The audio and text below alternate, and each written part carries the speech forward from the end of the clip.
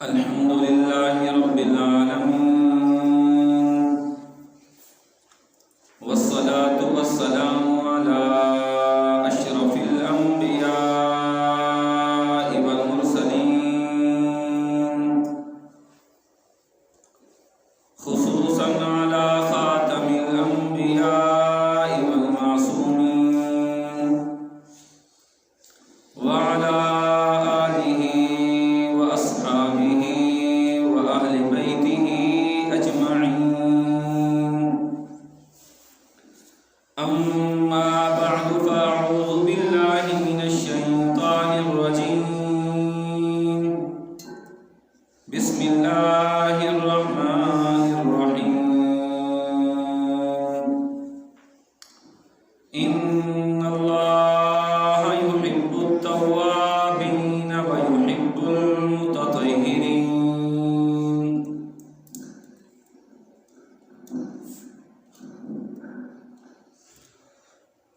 صدق الله مولانا العظيم وصدق رسوله النبي الكريم ونحن على ذلك لمن الشاهدين والشاكرين والحمد لله رب العالمين. درود پاک. اللهم صل على محمد وعلى آل محمد كما صليت على إبراهيم وعلى آل إبراهيم إنك حميد مجيد. اللهم بارك على محمد وعلى آل محمد كما باركت على إبراهيم وعلى آل إبراهيم إنك حميد مجيد. محترم دوستو، بزرگوں، بھائیوں، نوجوان ساتھیوں، دنیا کے اندر ہر ایک بندے کی خواہش ہوتی ہے کہ میں اللہ کا محبوب ترین بندہ بن جاؤں، اور ہر مسلمان بندہ اس کی کوشش بھی کرتا ہے. آج کے دور کی بات نہیں ہے، جب سے یہ انسان پیدا ہوئے، کائنات بنی، ہر دور میں ہر آدمی کی یہ خواہش رہی ہے.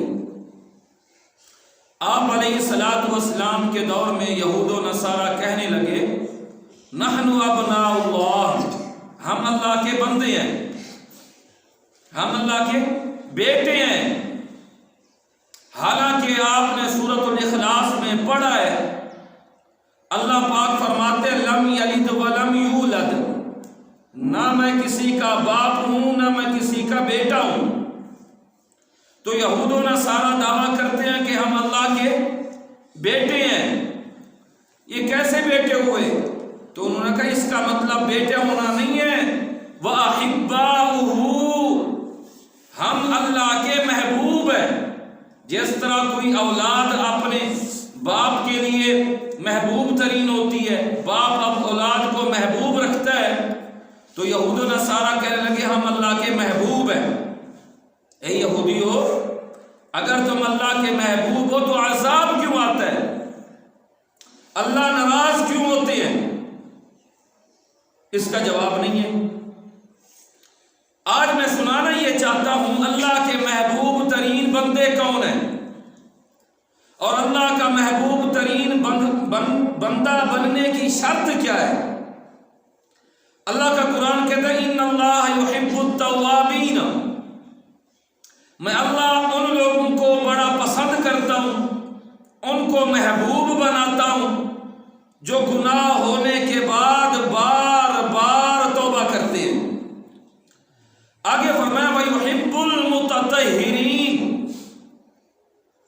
میں اللہ ان کو بھی محبوب رکھتا ہوں، پسند کرتا ہوں جو پاک صاف رہتے ہیں. یہ سبق سنانا ہے. ان اللہ یحب المطہرین، اللہ رب العزت ان کو پسند کرتے ہیں جو پاک صاف ستھرے رہتے ہیں. اس کا مطلب ہرگز یہ نہیں ہے کہ کپڑوں کی صفائی، جسم کی صفائی، جگہ کی صفائی، یہ مطلب نہیں ہے، بلکہ شریعت کے اندر پاکیزہ ہونے کی 6 شرطیں ہیں، پاک ہونے کی 6 شرطیں ہیں، 6 شرطیں بیان کروں گا انشاءاللہ۔ وقت رہا تو آج مکمل، نہیں تو اگلے جمعہ میں۔ تو اللہ کا محبوب بننے کے لیے پاک ہونا ضروری ہے۔ پاکی حاصل کرنے کی 6 شرطیں ہیں۔ ذرا آئیے قرآن مقدس کی طرف۔ 9 ہجری ہے، نبی پاک صلی اللہ تعالی علیہ وسلم نے جناب صدیق اکبر رضی اللہ تعالی عنہ کو امیر حج بنا کے بھیجا مکہ مکرمہ کہ آپ جائیں لوگوں کو حج پڑھائیں۔ آپ علیہ الصلوۃ والسلام کی زندگی کا یہ آخری سال ہے، اس کے بعد آخری حج آپ نے فرمایا، یعنی وفات سے 1 سال قبل 40 سال کی عمر میں اللہ نے نبوت عطا فرمائی۔ 13 سال اللہ کے پیغمبر مکہ میں گزارے، 53 سال ہوئے۔ 10 سال مدینہ میں گزارے، 63 سال کے بعد اللہ کے نبی دنیا سے پردہ فرما گئے۔ تو حضرت صدیق اکبر رضی اللہ تعالی عنہ کو 9 ہجری میں امیر حج بنا کے مکہ مکرمہ بھیجا، جاؤ تم حج پڑھاؤ، لوگوں کو حج کے مسائل سناؤ۔ صدیق اکبر رضی اللہ تعالی عنہ مکہ مکرمہ پہنچے، پیچھے سے اللہ رب العزت نے سورۃ التوبہ نازل فرما دی۔ میرے نبی علیہ الصلوۃ والسلام نے حضرت علی المرتضی رضی اللہ تعالی عنہ کو بھیجا کہ علی جاؤ، جب حج کا ٹائم ہو، حج کا خطبہ پڑھا جا رہا ہو، تم سورۃ التوبہ پڑھ کے سنا دو۔ حضرت علی المرتضی رضی اللہ تعالی عنہ چل پڑے، مکہ مکرمہ پہنچے۔ حضرت صدیق اکبر رضی اللہ تعالی عنہ نے پوچھا، ام مأمور یا امیر، آپ مامور ہیں یا میرے امیر بن کے آئے؟ امیر حج تو مجھے بنایا میرے نبی نے، میرے بعد آپ آئے ہو، آپ امیر ہو یا مامور ہو؟ حضرت علی المرتضی رضی اللہ تعالی عنہ نے فرمایا، صدیق اکبر میں مامور ہوں، آپ امیر ہیں، میں نے بس سورۃ التوبہ سنانی ہے۔ سورۃ التوبہ کے اندر بہت سارے مسائل تھے، ان میں سے ایک مسئلہ یہ بھی تھا، فرمایا یا ایھا الذین آمنوا، اے ایمان والو، انما المشرکون نجس، بے شک مشرک پلیت ہے، نجس ہے، ناپاک ہے، فلا یقربوا المسجد الحرام بعد عامہم ھذا، اس سال کے بعد آئندہ حج میں آئندہ سال وہ مکہ مکرمہ میں بیت اللہ میں داخل نہیں ہو سکتے۔ حضرت علی المرتضی نے اعلان سنا دیا، اور یہی وجہ ہے کہ اگلا سال جو حج کا آیا نا، میرے نبی گئے، تشریف لے گئے، سارے موحد تھے، کوئی مشرک نہیں تھا۔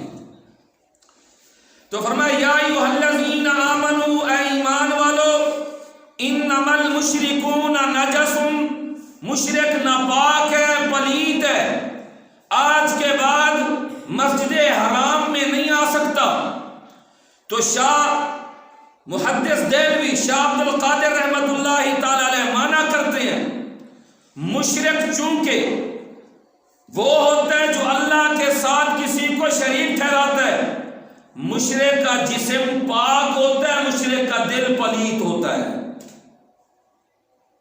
مشرک کا جسم پاک ہے، کپڑا پاک ہے، جگہ پاک ہے، لباس پاک ہے، لیکن مشرک کا دل پلیت ہے۔ اس لیے اللہ رب العزت فرماتے ہیں میرا محبوب وہ بنے گا جو پاکیزگی اختیار کرے گا۔ پاکی حاصل کرنے کی 6 شرطیں ہیں، ان میں سے پہلی شرط یہ ہے کہ دل کا پاک ہونا ضروری ہے۔ دل کا پاک ہونا ضروری ہے۔ جو مشرک ہے اس کا دل پاک ہو سکتا نہیں ہے، موحد کا دل پاک ہوتا ہے۔ پاکیزگی ہے، دل کا پاک ہونا ضروری ہے۔ اب اس پہ ذرا مثالیں سنیں۔ نبی پاک صلی اللہ تعالی علیہ وسلم عمرہ کرنے کی نیت سے 1400 صحابہ کو ساتھ لے کے حدیبیہ کے مقام پہ پہنچے۔ حدیبیہ کے مقام پہ پہنچے، مشرکین مکہ نے کہا ہم آپ کو عمرہ نہیں کرنے دیتے۔ معاہدہ ہوا، 10 سال کا معاہدہ ہوا کہ اس سال چلے جاؤ، اگلے سال آ کے عمرہ کر لینا۔ ذرا توجہ فرمانا، آپ علیہ الصلوۃ والسلام حدیبیہ کے مقام سے واپس آئے، 1400 صحابہ بھی ساتھ ہیں۔ اگلے سال حج عمرے کے لیے گئے، عمرہ کر کے واپس آ گئے۔ 2 سال کے بعد یہ معاہدے کی خلاف ورزی مشرکین مکہ نے کر دی، معاہدہ ٹوٹ گیا۔ انہوں نے مشرکین مکہ نے ایک آدمی کا انتخاب کیا جس کا نام ہے ابو سفیان رضی اللہ تعالی عنہ۔ اس وقت یہ مسلمان نہیں ہوئے تھے۔ انہیں کہا کہ آپ مدینہ منورہ جائیں، رسول اللہ سے ملیں۔ انہیں کہ ہم سے غلطی ہو گئی ہے، معاہدہ ہم نے توڑا ہے، لہٰذا ہم تجدید کرنا چاہتے ہیں، وہی معاہدہ برقرار کرنا چاہتے ہیں، لکھوانا چاہتے ہیں۔ آپ چلے جائیں۔ کون؟ ابو سفیان، جو حضرت امیر معاویہ کے والد ہیں، نبی پاک صلی اللہ تعالی علیہ وسلم کی گھر والی سیدہ ام حبیبہ رضی اللہ تعالی عنہا کے والد نبی پاک صلی اللہ علیہ وسلم کے سسر ہیں۔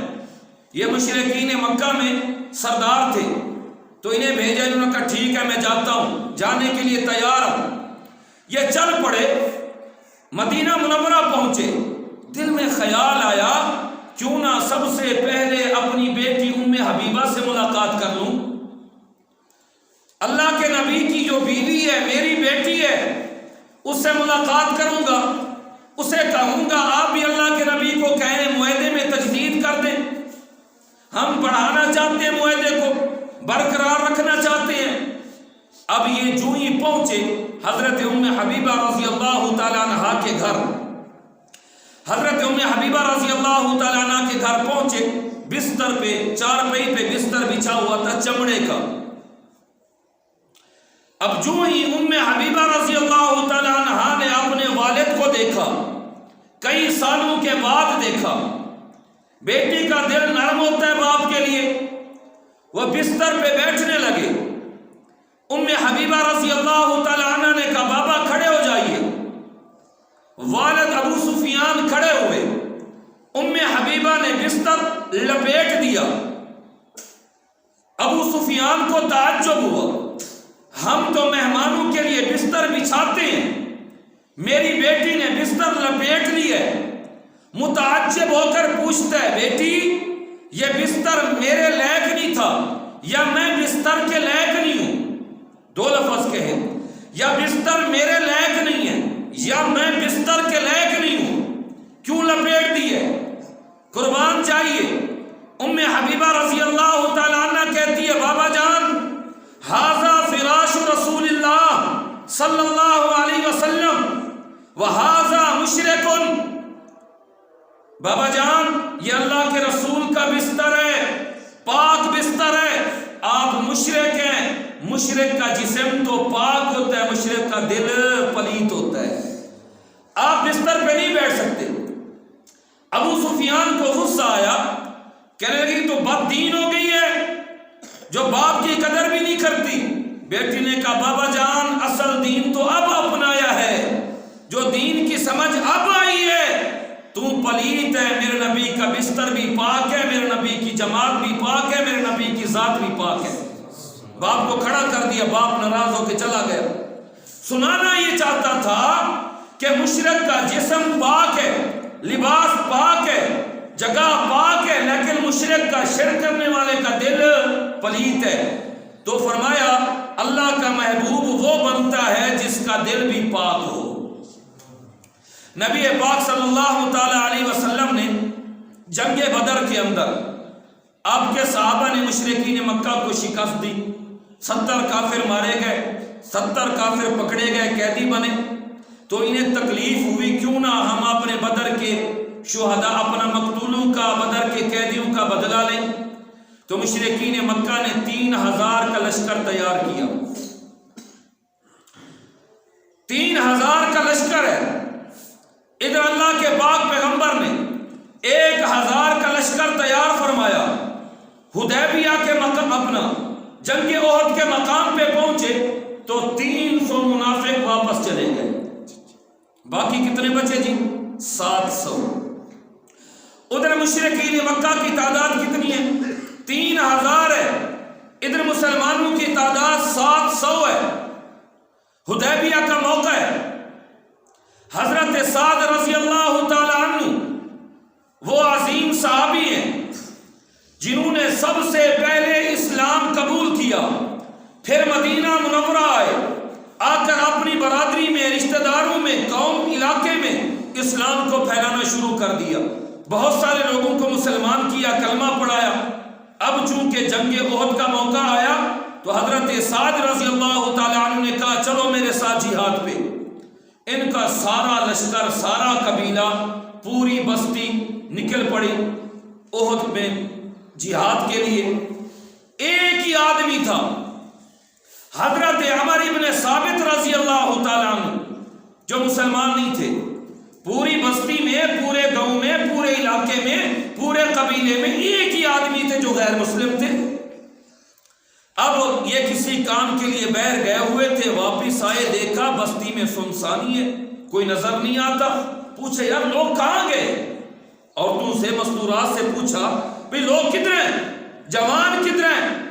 عورتوں نے کہا جنگ احد کے موقع پہ گئے ہیں، مشرکین مکہ لڑنے کے لیے آ رہے ہیں. سارے صحابہ، سارے مجاہدین، سارے نوجوان وہیں چلے گئے، یہ اکیلے رہ گئے. یہ بھی نکل پڑے.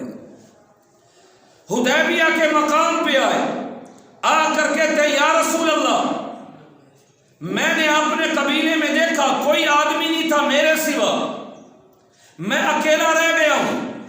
یا رسول اللہ 2 باتیں ہیں، 2 باتوں میں سے جس کو چاہو پہلے پسند کرو.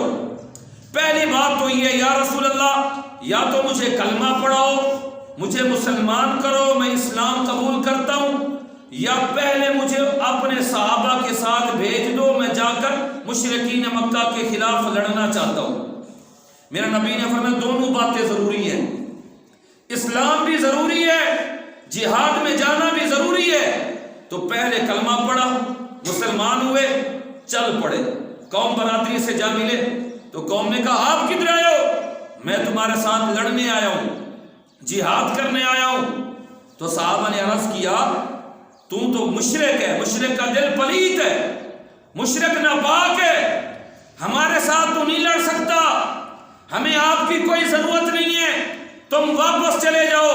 حضرت عمر بن ثابت رضی اللہ تعالیٰ عنہ کہتے یارو پہلے اسلام قبول کر کے آیا ہوں، بعد میں لڑنا کے ارادہ کیا ہے، میں نہیں آیا، مسلمان ہو کے آیا ہوں. انہوں نے کہا مرحبا، موسٹ ویلکم، تشریف لائیے. حضرت عمر بن ثابت لڑے، قربان جائیے، اتنے لڑے، اتنے جوان مردی سے لڑے. اللہ کے نبی علیہ السلام نے دیکھا بڑی جوان مردی کے ساتھ لڑ رہے، لڑتے لڑتے شہید ہو گئے. حافظ الحدیث حضرت ابو ہریرہ رضی اللہ تعالیٰ عنہ پوچھا کرتے تھے یارو بتاؤ وہ کون سا صحابی ہے جس نے ایک نماز نہیں پڑھی، ایک روزہ نہیں رکھا، دین کا ایک مسئلہ نہیں سنا، دین کا ایک احکام نہیں سیکھا، قرآن کی تلاوت نہیں کی، ذکر اذکار نہیں کیا، رسول اللہ کے پیچھے نماز نہیں پڑھی، حج عمرہ نہیں کیا، بتاؤ وہ کون سا صحابی ہے بغیر نیکی کے جنت میں چلا گیا ہو؟ لوگ خاموش ہوا کرتے تھے. حافظ الحدیث حضرت ابو ہریرہ رضی اللہ تعالیٰ عنہ کہتے تھے وہ حضرت عمر بن ثابت رضی اللہ تعالیٰ عنہ جن کے پاس نیکی کوئی نہیں ہے، بغیر نماز کے، بغیر روزے کے، بغیر دین کا کام کرنے کے کلمہ پڑھا، جہاد میں گئے، شہید ہو گئے، اللہ رب العزت نے جنت میں اعلیٰ مقام دے دیا. جب یہ شہید ہوئے تو اللہ کے نبی نے تاریخی جملے کہے. میرے نبی نے فرمایا عاملہ قلیلا، عمل تھوڑے ہیں، عاملہ قلیلا، عمل تھوڑے ہیں، وَأُجْرَ كَثِيرًا، اجرت ثواب زیادہ پا گیا. تو فرمایا اللہ کا محبوب وہ بنتا ہے جس کا دل پاک ہو. دل پاک ہونے کی 6 شرطیں ہیں، ان میں سے پہلی شرط کہ فرمایا مشرک کا دل ناپاک ہے، پلیت ہے. مشرک کا دل ناپاک ہونے کی وجہ سے اللہ کا محبوب نہیں بن سکتا. نبی پاک صلی اللہ تعالی علیہ وسلم کے سامنے ایک صحابی آیا، نام عبداللہ ہے. یا رسول اللہ میرے والد فوت ہو گئے، میرے والد فوت ہو گئے. یا رسول اللہ جنازہ بھی پڑھائیے، ان کے کفن کے لیے اپنا کرتا بھی عنایت فرمائیے. جنازہ بھی پڑھانا ہے، کرتا بھی دینا ہے. توجہ کرنا، کچھ لوگ حج عمرے پہ جاتے ہیں ادھر سے تو کفن ساتھ لے کے جاتے ہیں. حاجی صاحب پوچھتے ہیں کیوں بھائی؟ وہ کہتے ہیں ہم ادھر کفن ساتھ لے کے جائیں گے، مکہ مکرمہ میں زمزم کے پانی سے بھگو کے رکھیں گے، سوکھ جائے گا تو واپس لے آئیں گے. لوگوں کو کہیں گے جب ہم مر جائیں تو ہمیں اس کفن میں کفنانا جس کفن کو ہم نے زمزم کے پانی سے دھویا ہے. یہ غلط ہے. آپ کہیں گے کیوں غلط ہے؟ فیصلہ آپ نے کرنا ہے. زمزم کے پانی کی فضیلت زیادہ ہے یا میرے نبی کے جسم سے لگے ہوئے کپڑے کی فضیلت زیادہ ہے؟ فیصلہ آپ نے کرنا ہے. تو فرمایا آدمی زمزم کا پانی پیے فضیلت ہے، لیکن جو کپڑا میرے نبی کے جسم سے لگ گیا اس کی فضیلت بڑی ہے، اس کی شان بڑی ہے، مقام بڑا ہے. تو زمزم کے پانی سے دھویا ہوا کفن، بھگویا ہوا کفن اگر تو پہن بھی لے، اگر تو مشرک ہے پھر بھی تو جنت جا سکتا نہیں ہے. ادھر میرے نبی کے جسم سے لگا ہوا کپڑا ہے تو عقیدے کا ہونا ضروری ہے. عقیدہ ٹھیک ہوگا تو آگے مقام آسان ہوگا، جنت ملے گی، ورنہ مل سکتی نہیں ہے. نبی پاک صلی اللہ علیہ وسلم کے جسم سے کپڑا لگا ہوا ہے. آ گیا بیٹا، نام بھی عبداللہ ہے. یا رسول اللہ میرے والد فوت ہو گئے، جنازہ بھی پڑھانا ہے، کفن کے لیے کرتا بھی دینا ہے. میرے نبی نے کرتا اتار کے دے دیا، کرتا اتار کے دے دیا. فرمانے لگے تم غسل دو، کفن پہناؤ، جنازے کے لیے آ رہا ہوں. اب کرتا مل گیا، کفن پہنایا گیا. حضرت عبداللہ رضی اللہ تعالی عنہ، والد کا نام بھی عبداللہ ہے، بیٹا صحابی ہے، والد رئیس المنافق ہے، عبداللہ ابن ابی نام ہے. آپ لوگ کہتے ہو جی مسلمان کو مشرک کیسے کہہ سکتے ہو؟ مسلمان تو مسلمان ہے، جس نے کلمہ پڑھا ہے وہ مشرک ہو سکتا نہیں ہے. اللہ کا ذرا قرآن پڑھنے لگا ہوں، انصاف پھر آپ پہ ہے. اللہ کا قرآن کہتا ہے، یہ میرے سامنے 13واں پارہ ہے، سورۃ یوسف ہے. اللہ کا قرآن کہتا ہے وَأَكْثَرُهُمْ وَمَا يُؤْمِنُ أَكْثَرُهُمْ بِاللَّهِ إِلَّا وَهُمْ مُشْرِكُونَ. آیت نمبر 106 ہے. وَمَا يُؤْمِنُ أَكْثَرُهُمْ بِاللَّهِ، اللہ پہ اکثر لوگ ایمان لے آئے، إِلَّا وَهُمْ مُشْرِكُونَ، ان میں سے اکثر لوگ مشرک ہیں. ان کو کہا جاتا ہے کلمہ گو مشرک. کلمہ گو مشرک. یہ عبداللہ ابن ابی رئیس المنافق ہے، کلمہ پڑھتا ہے، جہاد میں بھی جاتا ہے، رسول اللہ کے پیچھے نماز بھی پڑھتا ہے، حج عمرے بھی کرتا ہے، مدینہ منورہ مسجد نبوی میں نمازیں بھی پڑھتا ہے، رسول اللہ کی زیارت بھی کرتا ہے. لیکن جب یہ مرا دل میں منافقت تھی، دل میں کفر تھا، دل میں غلاظت تھی، رسول اللہ کے خلاف بکواسات کرتا تھا، اللہ کے نبی کے صحابہ کے بارے میں بغض رکھتا تھا. فرمایا زبانی کلمہ پڑھنا کافی نہیں ہے. کلمہ 2 چیزوں کا نام ہے، اقرار باللسان، تصدیق بالقلب. زبان پہ اقرار ہو، دل میں تصدیق ہو. جو زبانی کلمہ پڑھے پھر شرک کرے وہ مشرک ہو سکتا ہے، موحد مومن مسلمان ہو سکتا نہیں ہے. میرا نبی نے کرتا عنایت فرما دیا. جنازے پہ تشریف لے گئے، صفیں بننے لگ گئیں. حضرت عمر فاروق رضی اللہ تعالی عنہ نبی کے قدموں سے چمٹ گئے. اللہ کے نبی علیہ الصلوۃ والسلام کو کہتے ہیں یا رسول اللہ یہ تو منافق ہے، یہ مسلمان بھی نہیں ہے، آپ ان کا جنازہ پڑھا رہے ہو۔ میں کہا کرتا ہوں اس موقع پہ حضرت عمر رضی اللہ تعالی عنہ آج مقام غیرت میں تھے۔ اشرف بھائی، حضرت عمر رضی اللہ تعالی عنہ مقام غیرت میں تھے، میرے نبی اس دن مقام رحمت میں تھے، لیکن اللہ کو ادا پسند آئی عمر فاروق کی۔ اللہ فرماتے ہیں محبوب جو دین کا باغی ہے، قرآن کا دشمن ہے، صحابہ اہل بیت کا منکر ہے، وہ اس پہ رحمت نہیں ہو سکتی، اس پہ لعنت برستی ہے۔ تو فرمایا عمر کا جذبہ، عمر کا ارادہ کامیاب ہے۔ اللہ پاک نے فوراً قرآن اتار دیا، فرمایا ما کان للنبی والذین آمنوا ان یستغفروا للمشرکین ولو کانوا اولی قربی من بعد ما تبین لهم انہم اصحاب الجحیم۔ اللہ کا قرآن کہتے ہیں میرے پیغمبر آپ بھی اور ایمان والے بھی اگر ان میں سے ان کا کوئی رشتہ دار مر گیا مشرک ہو کے، شرک کی حالت میں، ان یستغفروا للمشرکین، تو مشرک کے لیے بخشش نہیں کر سکتے۔ توجہ کرنا، بڑا مشکل مرحلہ ہے۔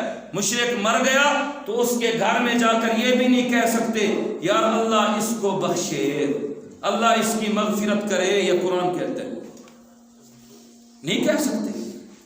ما کان للنبی والذین آمنوا، نبی پاک کو بھی حکم ہے، صحابہ ایمان والوں کو بھی حکم ہے، ان یستغفروا للمشرکین، مشرک کے لیے بخشش نہیں کر سکتے۔ پھر مشرک کا جنازہ کیوں پڑھا جاتا ہے؟ پھر مشرک کا جنازہ کیوں پڑھتے ہیں؟ منہ رکھنے کے لیے؟ یہ میرے بھائی حکم ہے قرآن کا، مشرک کا جنازہ نہیں پڑھ سکتے ولو کانوا اولی قربا، اگرچہ وہ تمہارا رشتہ دار ہی کیوں نہ ہو، اگرچہ وہ نبی کا رشتہ دار ہی کیوں نہ ہو، ایمان والوں کا رشتہ دار ہی کیوں نہ ہو، مشرک کے جنازے پہ جا سکتے نہیں ہے، مشرک کے لیے استغفار کی دعا کر سکتے نہیں ہے۔ یہ آیت اتری، فرمایا اللہ فرماتے محبوب آج جو ہو گیا سو ہو گیا، آج کے بعد یہ کام کبھی نہ کرنا۔ اور ساتھ ہی فرمایا استغفر لہم او لا تستغفر لہم، آپ ان کے لیے بخشش کی دعا کریں یا نہ کریں برابر ہے۔ ان تستغفر لہم 70 مرۃ فلن یغفر اللہ لہم، اگر 70 بار بھی ان کے لیے استغفار کریں گے میں اللہ پھر بھی ان کو معاف نہیں کروں گا۔ ذرا آگے سنیں، آگے اللہ کا قرآن کہتا ہے میرے پیغمبر وَلَا تُصَلِّ عَلَىٰ أَحَدٍ مِّنْهُمْ مَاتَ أَبَدًا، اگر ان میں سے کوئی مر گیا، مشرکین میں سے اگر کوئی مر گیا، وَلَا تُصَلِّ، ان کا جنازہ پڑھنے پڑھانے کی بھی اجازت نہیں ہے، وَلَا تَقُمْ عَلَىٰ قَبْرِ، چلتے ہوئے اگر ان کی قبر آ گئی، کھڑے ہو کے قبر پہ بھی فاتحہ کہنے کی اجازت نہیں ہے۔ آج ہم کرتے ہیں بلا، رشتہ دار ہے مشرک ہے، چلے گئے جنازے پہ، پھر بار بار کہہ رہے ہیں یار اللہ اس کی مغفرت کرے، کیوں؟ فرمایا شرک ایسا جرم ہے، آدمی نے، حاجی صاحب کسی سے دشمنی ہو، وہ مر گیا تو آپ بھی کہو گے اور بھی کہے گا یار زندہ تھا تو دشمنی تھی، مر گیا اب کیا دشمنی؟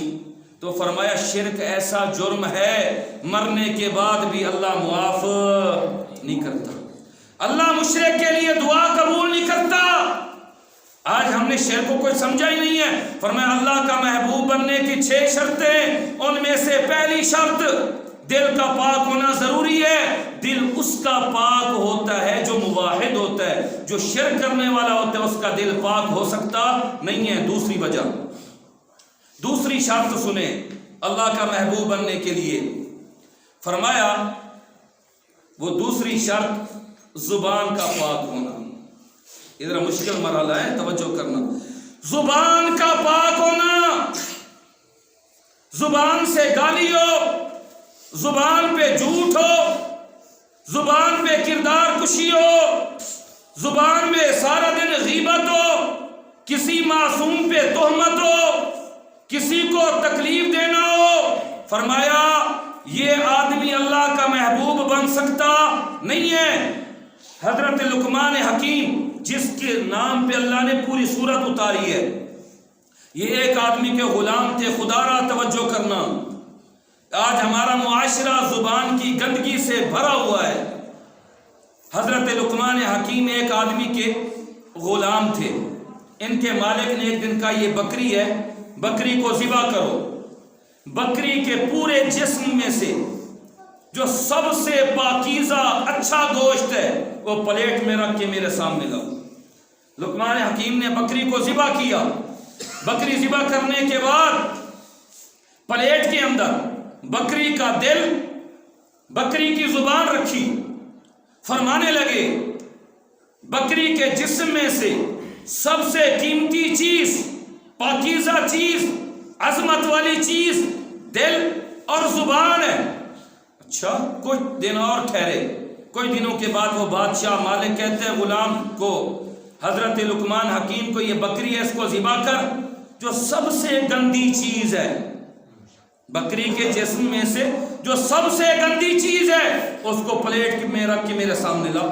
لقمان حکیم نے ایسا کیا، بکری ذبح کی. بکری کے ذبح کرنے کے بعد دل، زبان کو نکالا، پلیٹ میں رکھا، مالک کے سامنے پیش کیا. مالک کہ تب بات سمجھ نہیں آئی. اچھی چیز، قیمتی چیز، پاکیزہ چیز میں نے مانگی تو دل زبان پیش کیا، بری چیز مانگی، گندی چیز مانگی، بیکار چیز مانگی، پھر بھی دل اور زبان پیش کیا.